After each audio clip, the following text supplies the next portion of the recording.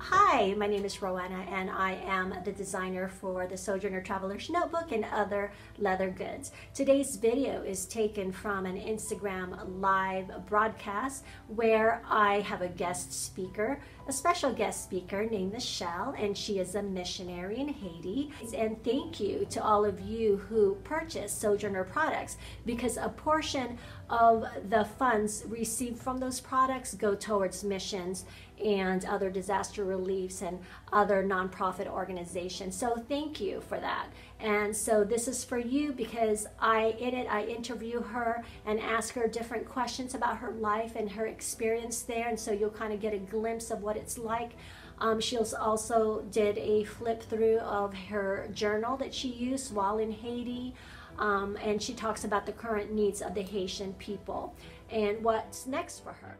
And so if you're interested in hearing more about Haiti and Michelle and her experience there and what life is like as a missionary, then stay tuned.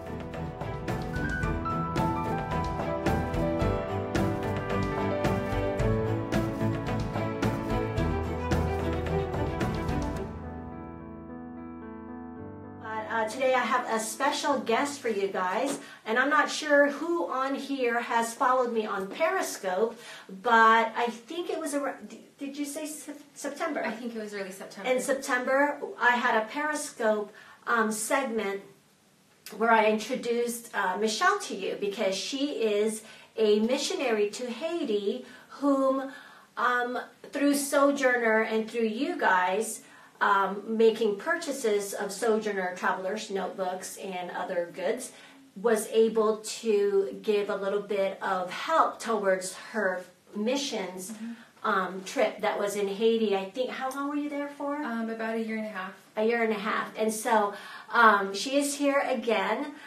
She is back in the U.S., and I'll let her tell you a little bit about that. But I thought that it would be a nice time for us to kind of get a little bit of an update of what took place in Haiti. And also, one of the reasons that she is here today actually is because I'm looking at doing something with her and her ministry, and we'll talk a little bit more about that, but she wanted to check out the facility because we're looking at joining forces, so to speak. While she's going to do all the work, I'm just providing, a place for her to be able to do a fundraiser that she's hoping to launch in August with one of her partners. And so excited about that. I'm just really happy to be able to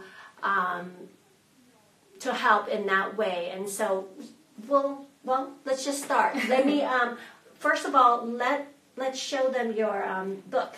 So she has a Sojourner, and this is the Americana. I love it. I guess I could just flip a couple pages. Yeah, there. so maybe go up close. So I just thought she'd flip a few of the pages that she had from Haiti. Don't go so fast. Oh. So isn't that cool? I've had a lot of fun practicing with the watercoloring, so that's been really, really awesome. Just nothing extraordinary, but every single page has been a lot of fun. So it's the memories too, right? Yeah. Of Haiti. Yeah. That's these are so cool. most of these. If I look at the dates, I was actually in Haiti when I was journaling through them. So yeah. So that's. I guess I don't have a lot of pictures in here. No, but it's just so neat to know that, the name Sojourner is sojourning in different areas of the world. Yes. And if you guys didn't know this, the reason that name was chosen for this is because we are sojourners in this world, and that our resting place is in heaven. Exactly. And so we're sojourning in different areas, and it just fit because we travel, and that's really what my brand is, basically travel friendly and all of that. I still have my journals from high school and college. These are beautiful. Oh wow, that is so cool. Do you do any flip throughs? That would be so fun to see stuff from high school. I actually have some from when I started journaling at 10, but I don't think I have those. I saw one recently at 15. And so one day I'm going to flip through that because my writing is totally different now. And the things I wrote about is totally different now. So thank goodness I grew up somewhat. But anyway, so back to this. That was her journal that she took to Haiti after visiting here in September. My name is Lori. Yes, I do go back and read. Oh, that's great. DM me if you have a YouTube channel. I would love to see some of your creations. But anyway, and so she is here to kind of talk a little bit about why she's back here and what the Lord is showing her through this, what she's going to be doing in the future. And also another thing, before I forget, we will do a drawing for the postcards today. She's going to help me do that. Okay, great. Thanks. Thanks, Lori. And we're giving away an A6, an A6 folio. And this one has actually on the inside the Rose of Sharon, and it has these two card slots. This is the A6 again. And on the outside, this is actually the deer skin that I first introduced in this color, in the orange. We don't have that now. It's a different orange that we have right now. It's called Poppy, but this is one of the original ones that were prototyped. And so this is an A6. So that's what we're giving away today. So stay tuned for that. You don't have to be here to win. It's just that you would have had to send a postcard. And so we're going to pick through this postcard. But before I get to that, hey, Kelly. Kelly is in Belgium.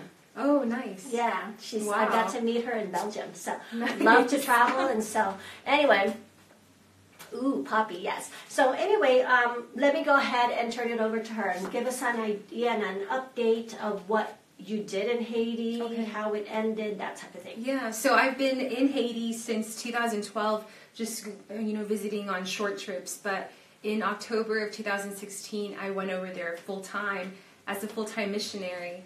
And I had a lot of opportunities to serve the people there. I was helping with women's ministry in a prison, feeding programs, women's Bible studies, visiting orphanages. So many things to do out there. And I felt the Lord was calling me back home, so I came back last month. So I'm getting back into the swing of things out here.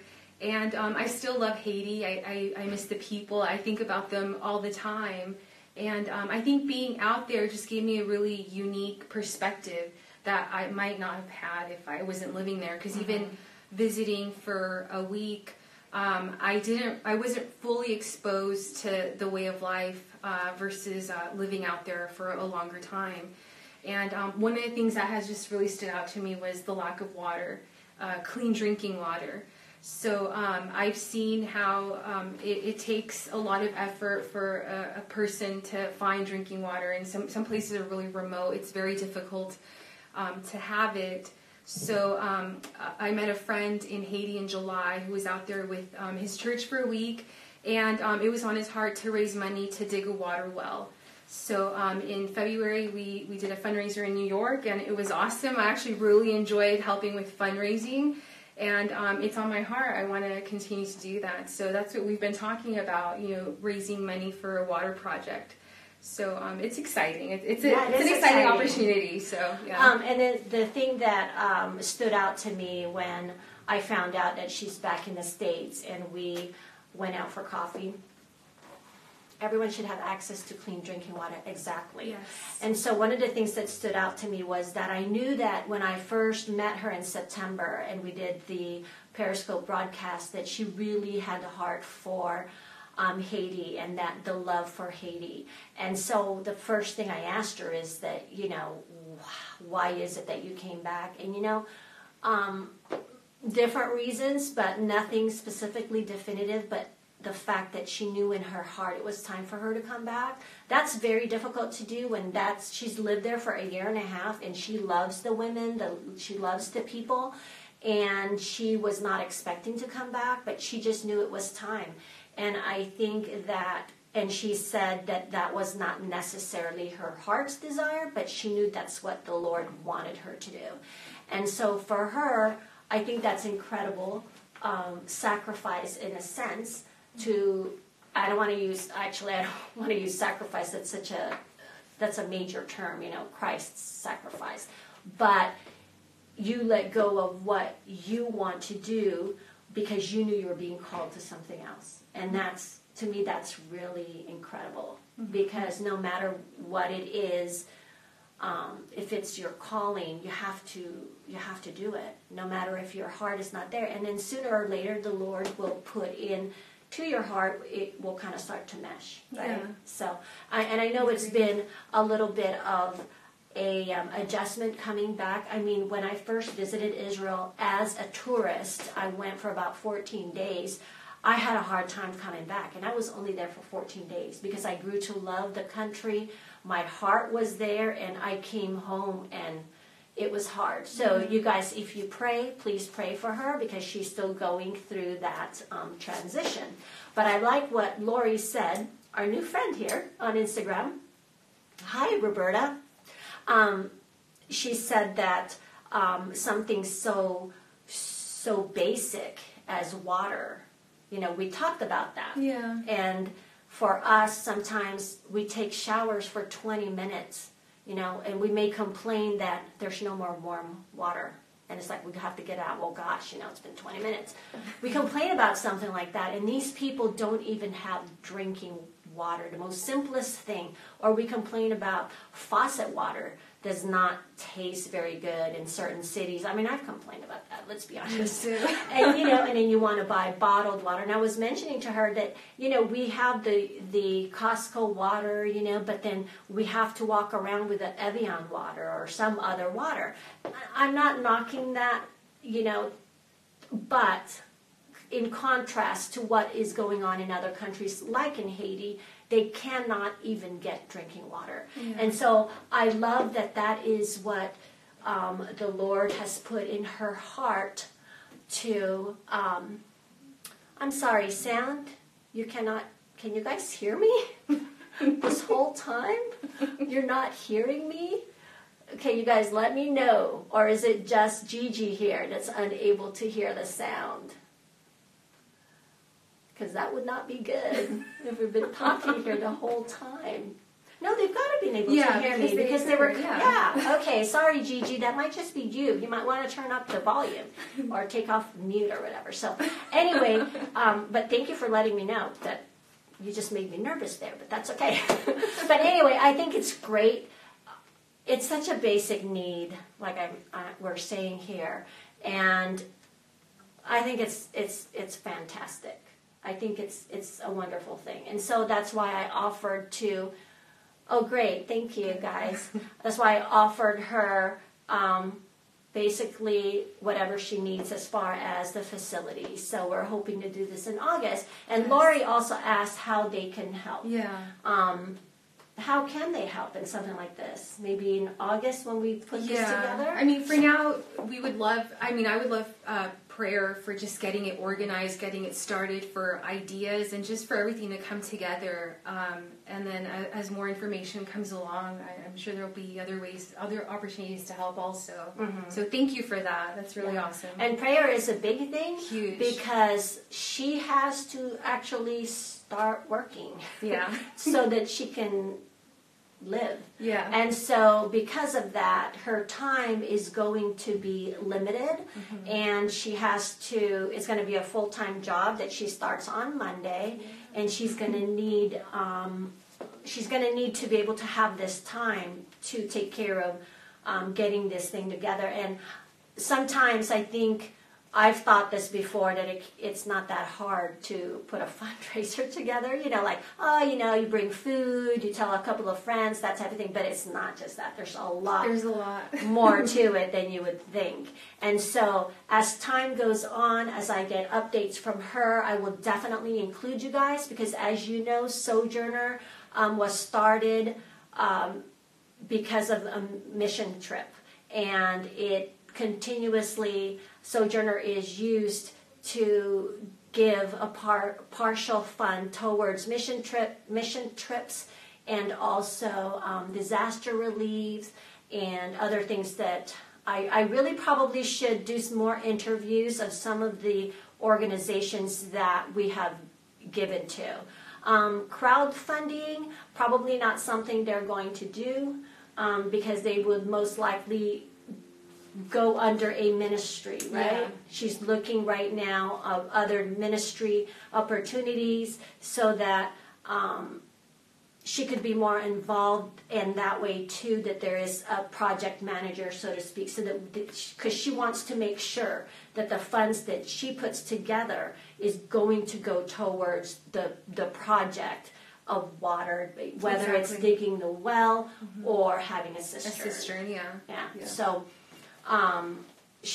so that's more research on her part. Yeah. And so, but I will give you more information once I get more information about it, and in that way we can, for those who want to help out in one way or another, can do that. So anyway, anything else you want to add? No. As far as the missions and all that? Do you see yourself going on another missionary? Yeah, I would definitely love to go back to Haiti. I'm excited to actually get started with work and save up some money and go back and maybe spend a week there. I don't see myself living there again, but I definitely want to go back, and wherever the Lord leads, I'm open. So. Well, yeah. I was actually wanting to visit you in Haiti and volunteer, but now you're back. Well, maybe we can go together. Yeah, because then I would feel probably a lot more at ease if I'm with somebody I know. So yeah, that would be kind of cool. Yeah. Wouldn't it be neat to be able to go once this thing goes through? Yeah. Lord willing, you can go and take a look at exactly what they're doing and have the first-hand account. Yeah. That would be so cool. That would be amazing. And so anyway, with all of that to say, thank you very much, you guys, and thank you for praying for her. And we're going to go ahead and do the giveaway.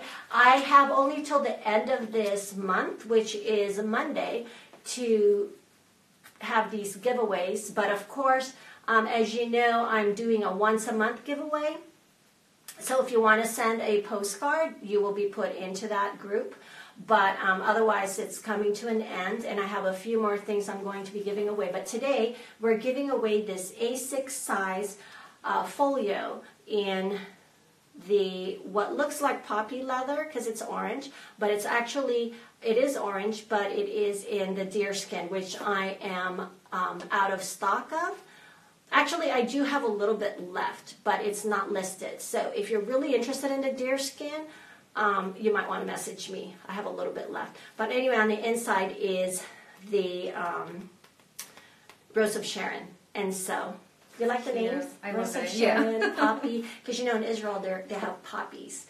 And Rose of Sharon, of course, is Christ, right? Yes. In the Bible. Or is a depiction, or however you want to say it. But anyway, a symbol. So anyway, all that to say, I'm going to have her choose. You can't look at it. Okay. So you just have to stick your hand in here. Okay. This one. Woohoo! That's cute. Yay! This is from Jen Smith from All Saints Homeschool. Mama. Yay. All Saints Homeschool. So that is her handle on Instagram. So very cool. She won the A6 folio. Yay. Yay. So do you guys have any questions or anything for Michelle before she goes? Come this way so that your other eye shows up. You're just halfway there. Do you guys have any questions about Haiti, her experience there, or anything like that? Now's your time to ask these questions. How long does it take to get to Haiti? I've always had a layover to New York or Florida, so it's about 6 hours there and about an hour and a half from Florida. So, and how do you get to where you were based from the airport? It's called a tap, and it's like a pickup truck, and it's converted where people can sit in the back. I just get there by car. So it's a very unique drive. Do you have an Instagram handle that we can follow? Yeah, it's Messi, which means thank you in Creole. It's MESI_JEZI. So Messi Jezi, which is thank you Jesus in Haitian Creole. Oh, okay. Yeah. Very cool. So then, do you do updates? Are you going to be doing updates about the coming up? The water project? Mm-hmm. Yeah, I definitely will be, yes. Yeah, cool. Anything else? You guys have any other questions? Anyway, I was going to ask, is it really bumpy? Yeah, it's super bumpy. Like, most roads are not paved, so you're, like, holding on to your stuff and to your life. So, there's, like, goats on the road. It's very unique. Sending prayers your way. Thank you. Right. Was it during the daytime that you usually go from one place? Yes. Okay. Yes, only during the daytime. Is it fair? Okay, so there is a safety issue? There is, yeah. Do you typically have someone with you that is military? No, just kidding. Like security guards or anything? I mean, how does that work? Well, it's different when you're with a team. You always stick together with your team, but when, for example, if I was out there, I would always have a Haitian. Thanks, Laurie, for putting that up. Thank you. I would always have a Haitian with us because, it's a different language. And always be like a guy with us also. So I would never go out by myself. There's always someone else with me. One or usually two people. You mean go out of the compound? Yeah, out of the compound. Like when we did prison ministry or when we went even to the store to pick up food, things like that. Yeah, always someone else. So you know what? I'm curious because I've been in the prison in the Philippines when we went on a missions trip. Mm-hmm. And, I've never been to a prison here in the U.S., but I see movies or shows that show what it looks like, or documentaries. And they seem to live luxuriously compared to what I have seen, like in the Philippines, where it's overly crowded, it's dirty, they have soil on the ground, not concrete, and any of that. What is it like in the prison when you ministered, and who did you minister to, and what are some results that you saw? So most of the prisons that I've been to out there are what you're describing. They were about the size of a one-car garage cell, and it would have about 80 to 100 people in them, men, and they were just overcrowded. There wasn't a place for them to lay down or anything like that.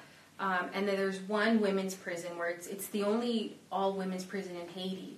And it's a newer compound. And it's actually would be considered a nicer prison in Haiti. And I think compared to an American prison, it's still maybe not, they can't really be compared. But compared to the other Haitian prisons I've seen, it's actually, pretty decent. So we would go into one room that had 2 cement tables, and they would fill the classroom with about 25 to 35 women, so it varied every other week. And we gave them a discipleship packet, and these ladies were going through it. So they would have homework, they would keep it, they'd have homework, things to work on while we weren't there. And then when we did show up, we would just go through the packet and answer questions and do a little lesson. But yeah, it was really amazing. Every time that we went, we had an opportunity to share the gospel with them, because there would be women that would be new to every single class, some that would only go for one class. So it was such an amazing opportunity to share the gospel with the women. So did it seem like the word resonated with them? I mean, did you see changes in the way their demeanor, maybe even their faces, that maybe a lighter look? I mean, I don't know. Yeah, no, I know for a fact. I mean, I know a lot of times we do ministry and we don't see the results all the time. It's just, you have to be patient, and it takes time. Sometimes you never see them. But I know with the prison, I remember meeting some of these ladies in the first time, our first meeting, to one of the last times that I saw them. The ones that were going consistently, they really looked like they were changing. They seemed more joyful. I can't say that about all of them, but some of them just seemed so committed to actually learning, and the truth really does set you free. So for them to know that, I really believe that they walked away with a hope, knowing that the conditions in Haiti are really difficult. Some of them have been there for 7 years and they haven't even been to trial yet. So these women are really desperate, they would go on hunger strikes. It's just very difficult, but it was just really beautiful to be able to meet with them and see their eyes light up and them to have their homework complete and to be able to share with you what they've gotten from the Lord. It was really a blessing. Like I mean, it was really amazing. So when these women, do you know why a lot of them are in those prisons? Not with all of them, but sometimes we would ask them, and some of them would say that they were accused of stealing. Some of them said that they were accused of murder, and you know, it was a big mix. It didn't. Most of them said that they hadn't been to trial yet. But I think the most common thing that I heard is that they were accused of stealing, whether it was, and you know, the things that they're stealing are not like they were shoplifting, you know, clothes. I mean, these are things. Yeah, exactly. These are like they were stealing meat for dinner or something like that, and it's really harsh out there to be caught up in that system. Wow. Yeah. That's got to be so hard. Yeah, it's sad. It's heartbreaking. Anybody ever steal water? Oh, I don't know. I don't know. Because what she shared is that sometimes when they don't have a well there, they have cisterns. And basically it's a, what is it? It's like an underground like tank that can collect rainwater, or it can be filled with like clean drinking water. And so then they would have trucks. They would purchase water. Yeah. And how much did you say it was? It's about $65 for a truck that holds 1,000 gallons of clean drinking water. And who gets that water? The community, where the ones that we've been to, where we purchased those trucks, it was the church where we wanted to dig the well. So they actually have a 500-gallon tank, but we purchased 1,000 gallons. And the community would come with like these big barrels and jugs. I mean, it would be so many people that the other 500 gallons were filled, and they would kind of like, you know, barrel them home. So, yeah. And she was saying too that sometimes a fight would break out. Yeah. Yeah, you would have fights because, you know, the water truck, it's shooting the water out with the hose. And they would be like moving the hose. I mean, there really would be enough for their barrels to be filled, but they were just so desperate because, I mean, it's not just, they rely on it for drinking, of course, but for cooking and even like washing their clothes. Like this particular area, it's called Onaville. It's in Port-au-Prince. People have to travel really far just to even buy water. So they don't shower often. They recycle a lot of their water. So, yeah, fights break out. I've seen many fights over water. So what happens if a ministry like yours is not in an area that can provide water for them? Or are there areas that do not have water provided for them, and what do they do then? There are areas that they don't have any drinking water, so they will travel a mile, you know, carrying buckets. You'll see a bucket of water on their head, and sometimes they do that maybe every day or every other day. But they'll go far to get the water. I mean, they have to. It's a necessity. So. And like someone's saying here, we are so blessed in the States. That's Yes. right, because you can turn on a faucet and it's free. Yeah, you know, water exactly. is there.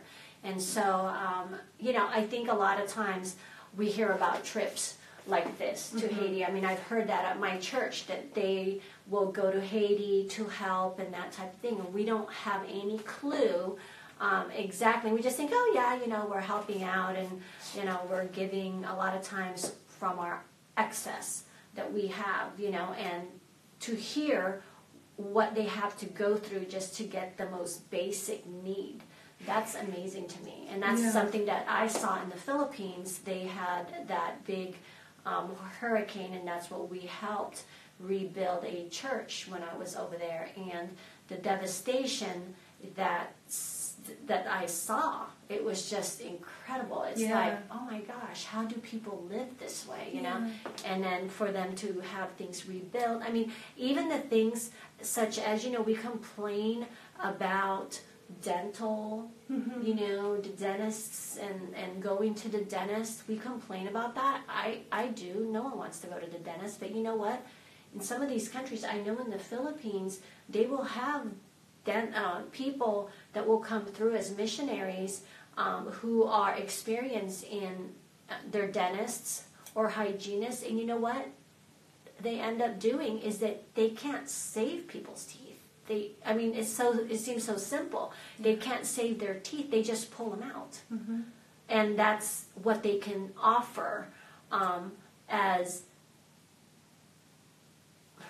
I don't know how to put it, like, that's what they give these people, because these people cannot have, braces or, a crown. They just pull them out just so that they don't have the pain. They don't have to live with the pain anymore. Yeah. I mean, and then here we complain about dentists and dental bills and things like that, but at least we have that available. And trust me, I've complained about these things too. I'm not saying, I think we've all done it, and it just gives you a good perspective of what it's like, in other countries, and the severity of some of these people's lives. And so anyway, I'm happy for somebody like Michelle who can go out and has the heart to help people. We all have different callings. For her, boots on the ground, that's one of her callings. For me, it's different, and so, but everybody can help. And some people can't help in any monetary way or anything, but maybe. You can see end here. Wow, that's interesting. Okay, well, we'll just keep talking, and we're not seeing this, but we are seeing the comments. So thank you for that. But if you guys have any other questions, I can't remember what we were talking about now. Oh, I don't remember. So anyway, if you guys have any other questions, we were talking about basically Haiti and the conditions there. And so if you guys have any other questions, as I said, I will keep giving you updates, and do follow her. Tell us again real quick what your... It's MESI_JEZI. Messy Jezzy. Yeah, that way you can get some updates directly from her also, but I'm sure that I will have her here again to give an update once we get more information on this fundraiser that she's going to be putting together for August. So anyway, thank you for hanging in there with us and all the technical difficulties and everything. Thank you so much for joining. And as usual, keep on documenting life as it happens, and be blessed and pass it on. Bye-bye. Bye.